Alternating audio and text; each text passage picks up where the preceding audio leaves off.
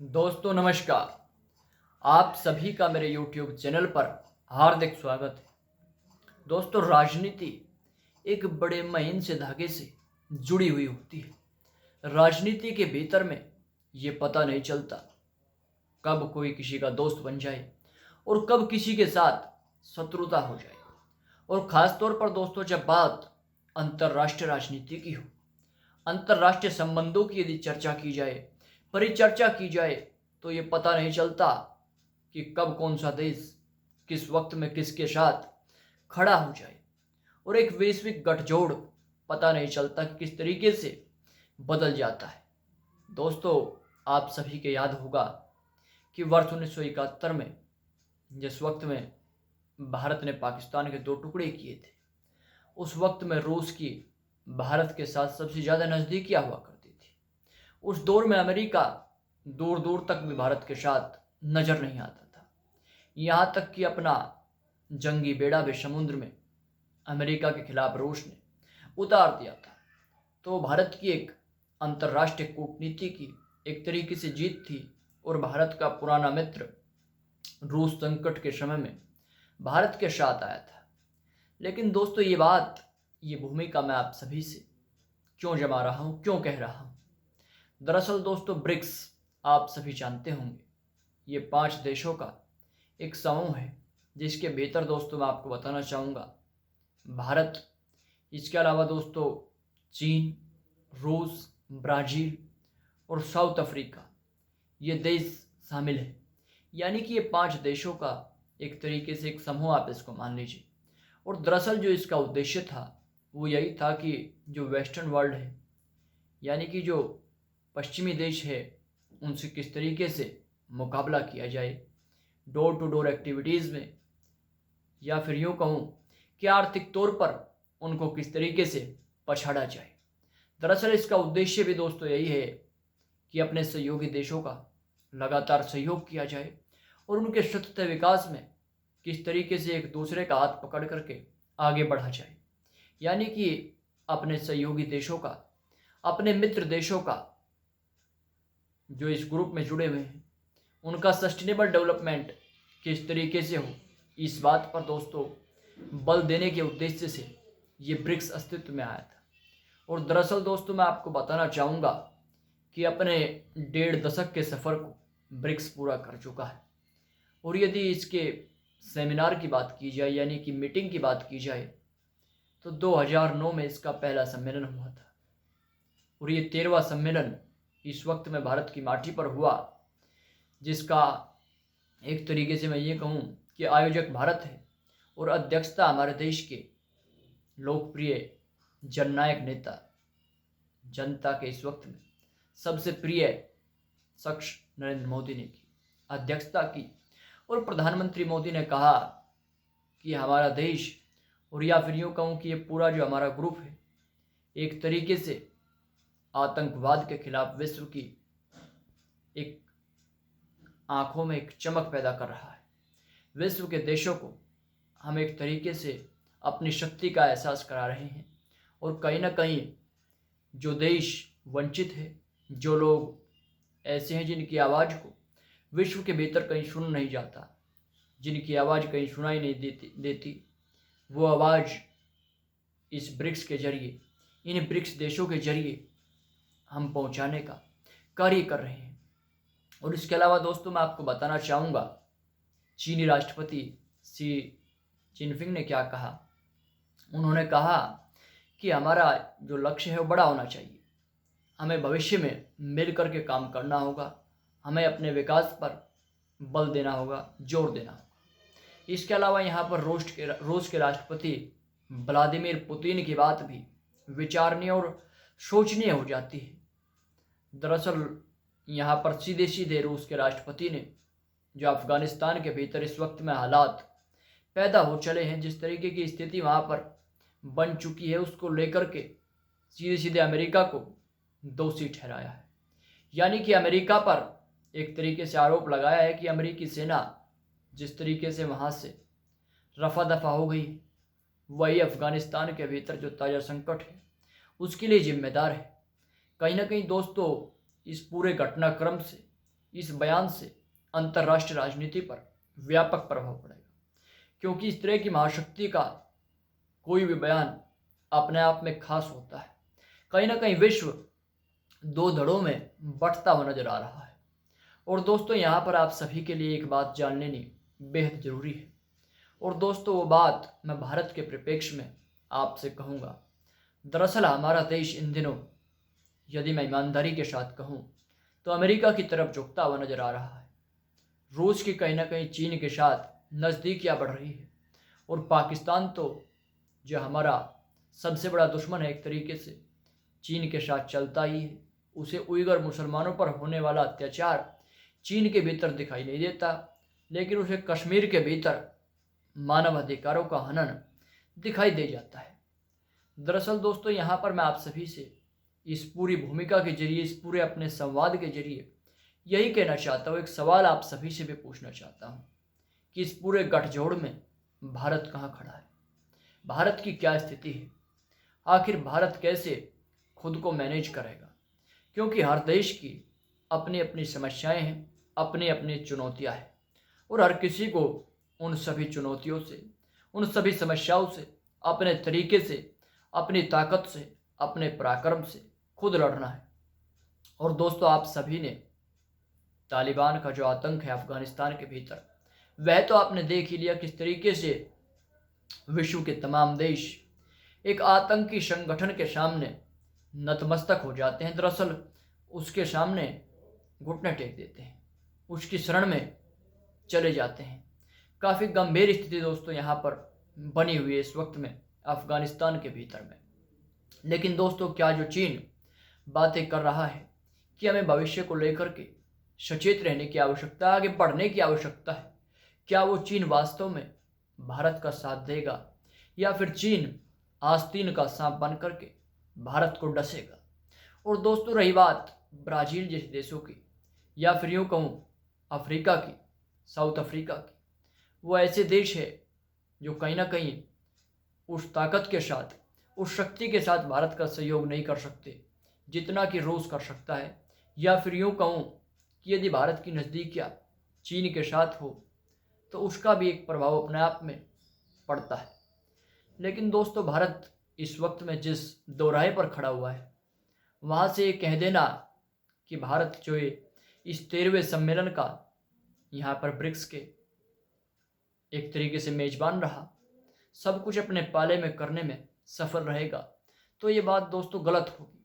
क्योंकि मेरे विचार में जो बातें मंचों से कही जाती है, जो बयान नेताओं के द्वारा दिए जाते हैं, उसका अंतर्राष्ट्रीय कूटनीति में महत्व होता है, इसमें कोई दो राय नहीं है।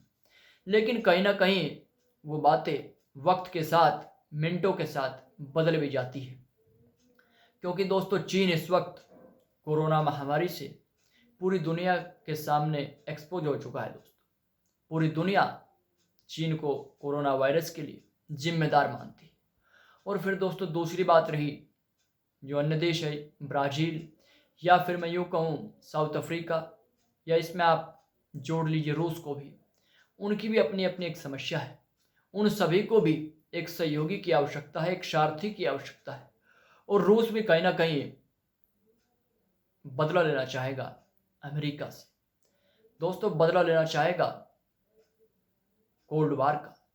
जिस तरीके से दो महाशक्तियां आमने सामने हो गई थी, एक तरीके से शीत युद्ध, दोस्तों आप सभी जानते हैं कि एक ऐसा युद्ध था जहां पर हथियार तो नहीं चले, लेकिन स्थिति ऐसी पैदा हो गई थी कि महाशक्तियों ने छोटे देशों के कंधों पर बंदूक रख करके अपने हित साधने का प्रयास किया। और 1991 में दोस्तों यूएसएसआर का विघटन हो गया, यानी कि उस वक्त के सोवियत रूस का विघटन हो गया। तो कहीं ना कहीं अमेरिका को एक सबक सिखाने के लिए रूस को भी एक सहयोगी की आवश्यकता है। तो ऐसे में भारत को क्या करने की आवश्यकता है, भारत अपने हित किस तरीके से साध सकता है, भारत को इस पर विचार करना चाहिए। क्योंकि दोस्तों, यदि हम इन देशों के भरोसे ही बैठे रहे तो एक दिन ऐसा समय ना आ जाए कि हमें लेने के देने ना बढ़ जाए। चीन, पाकिस्तान, और मैं यूँ कहूँ दोस्तों रूस, यानी कि चीन और रूस दो ऐसे देश हैं जो ब्रिक्स के सदस्य हैं। इसके अलावा पाकिस्तान वो नापाक मुल्क है, जो एक आतंकी मुल्क है, जो भारत को लगातार तबाह करने की धमकी देता है। यदि इनका गठजोड़ बन जाता है तो ऐसे में भारत कहीं ना कहीं अकेला खड़ा दिखाई देगा, यानी कि अकेले मार खाने के लिए भारत को वहां पर तैयार रहना होगा। तो इस मीटिंग में दोस्तों जिस तरीके से प्रधानमंत्री मोदी ने भी काफ़ी अच्छी अच्छी सुहावनी बातें कही, उन सुहावनी बातों के बजाय हमें अपने भीतर की बातों पर, अपने देश के भीतर की समस्याओं पर ध्यान देने की आवश्यकता है। इस राष्ट्र को किस तरीके से मजबूत किया जाए, क्योंकि आपने आतंकवाद के मसले पर पूरी दुनिया के बड़े बड़े नेताओं के लंबे चौड़े भाषण सुने, चाहे फिर संयुक्त राष्ट्र में अमेरिकी राष्ट्रपति के तमाम बयान हो कि हम आतंकवाद के खिलाफ भारत के साथ मिलकर लड़ाई करेंगे, या फिर दूसरे देशों के हो। लेकिन आज आपने देख ही लिया कि अफगानिस्तान की सेना कमज़ोर सेना थी और उस कमज़ोर सेना का किसी भी देश ने सहयोग नहीं किया।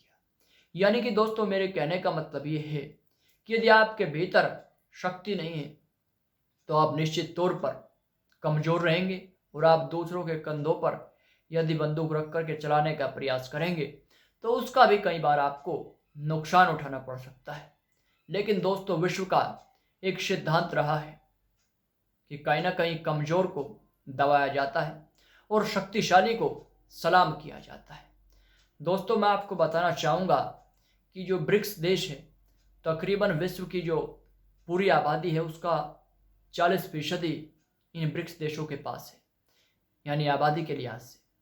इसके अलावा दोस्तों कुल यदि व्यापार की बात की जाए तो मैं यहाँ पर आपको बताना चाहूँगा दोस्तों, व्यापार की दृष्टि से भी 16%, और इसके अलावा दोस्तों यदि जीडीपी की बात की जाए तो वैश्विक जीडीपी का 24% इन 5 देशों के पास है। यानी कि यदि महाशक्ति एक हो जाए तो कहीं ना कहीं विश्व को अपने इशारे पर, अपनी उंगलियों पर नचाने की ये शक्ति भी रखती है, इसमें कोई दो राय नहीं, कोई शंका की बात नहीं।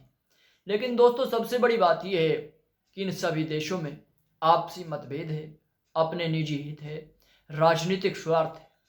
उन स्वार्थों के अक्सतले कैसे ये देश एक हो पाते हैं या फिर नहीं हो पाते, ये अपने आप में एक गंभीर सवाल है और गंभीर चुनौती इन 5 देशों के सामने है।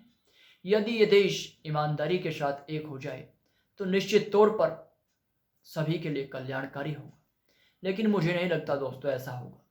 इसीलिए भारत की स्थिति तो मुझे काफ़ी गंभीर लगती है। भारत इस वक्त में काफ़ी संकट में है, क्योंकि मंचों से जो बयान सामने आते हैं वो हकीकत की ज़मीन पर नहीं उतरते। इस वक्त में एक तरफ भारत खुद को अमेरिका के नज़दीक दिखाने का प्रयास कर रहा है, या फिर यूँ कहूँ कि अमेरिका के नज़दीक हमारा देश चला गया है, तो दूसरी तरफ दरअसल दोस्तों इस सम्मेलन के जरिए हम अपने इन जो मित्र है रूस या फिर यूँ कहूँ ब्राज़ील जैसे देश, इनको भी साधने का प्रयास कर रहे हैं। और इसी बीच में इन दोस्तों के बीच में एक हमारा दुश्मन भी उलझा हुआ है, या फिर यूँ कहूँ कि फंसा हुआ है, और वो दुश्मन है चीन, जो हमारी दोस्ती में दरार डाल सकता है। कहीं ना कहीं रूस और भारत के संबंधों में विष घोलने का कार्य चीन की भूमि से हो सकता है, और मैं यूँ कहूँगा दोस्तों सीधे सीधे शब्दों में हो रहा है। और दोस्तों मैं आपको बताना चाहूँगा कि इस बार की जो ब्रिक्स सम्मेलन की जो थीम थी वो क्या थी आपके लिए, वो भी जान लेना जरूरी है। अपनी वीडियो के इस अंतिम पेज में मैं आपको बताना चाहूँगा BRICS @15 intra BRICS cooperation for continuity and consolidation, ये वो थीम है दोस्तों जो 2021 के सम्मेलन में रखी गई है, कंटिन्यूटी एंड कंसोलिडेशन। दरअसल दोस्तों इस थीम के क्या मायने हैं, या केवल ये एक वाक्य बोलने के लिए, या फिर दर्शकों को, देश की जनता को अट्रैक्ट करने के लिए बनाया गया है? मेरे विचार में तो ऐसा ही है, और हमारा देश इस राजनीति के दलदल में कहीं ना कहीं अकेला खड़ा हुआ भी नजर आ सकता है। आप सभी जानते हैं दोस्तों कि भारत एक ऐसा देश रहा है जो हमेशा से न्यूट्रल रहने में विश्वास करता है, यानी कि किसी भी महाशक्ति के नज़दीक जाने से भारत बचता रहा है।